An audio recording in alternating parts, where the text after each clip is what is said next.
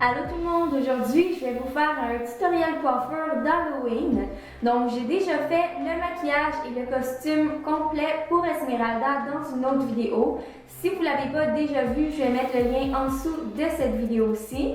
Mais aujourd'hui, je vais vraiment me concentrer sur la coiffure. Donc exceptionnellement pour cette vidéo-là, vu que c'est l'Halloween, je vais utiliser des extensions pour les cheveux que j'ai chez moi depuis vraiment longtemps, mais je dirais que ça fait peut-être des années, peut-être 2 ou 3 ans que je les avais pas utilisées.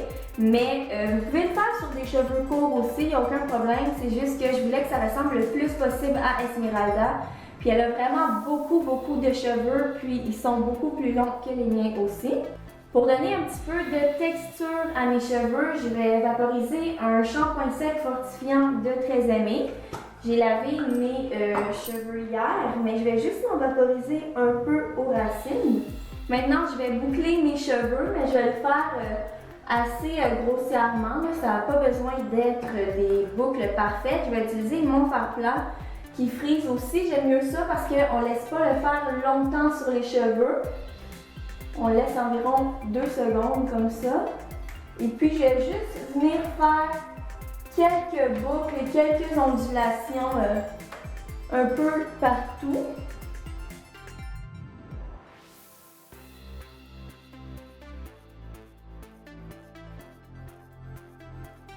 Puis évidemment, j'ai déjà protégé mes cheveux de la chaleur au début avant de commencer à utiliser mon fer.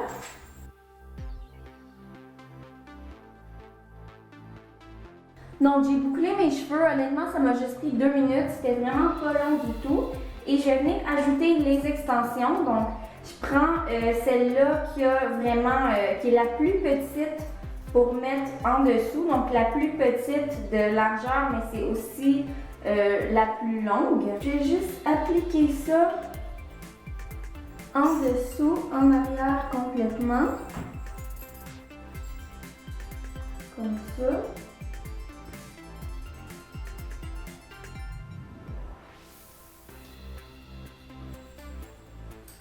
Donc, je vais faire une deuxième rangée.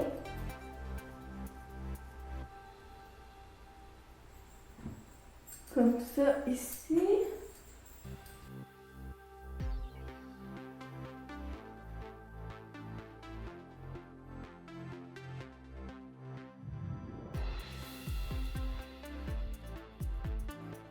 Et on met les cheveux sur le dessus.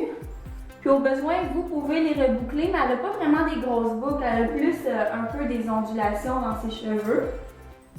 Au préalable, j'avais coupé un bout de tissu rose dans un morceau de tissu que j'avais chez moi parce qu'elle porte aussi un ruban rose dans ses cheveux, un bandeau.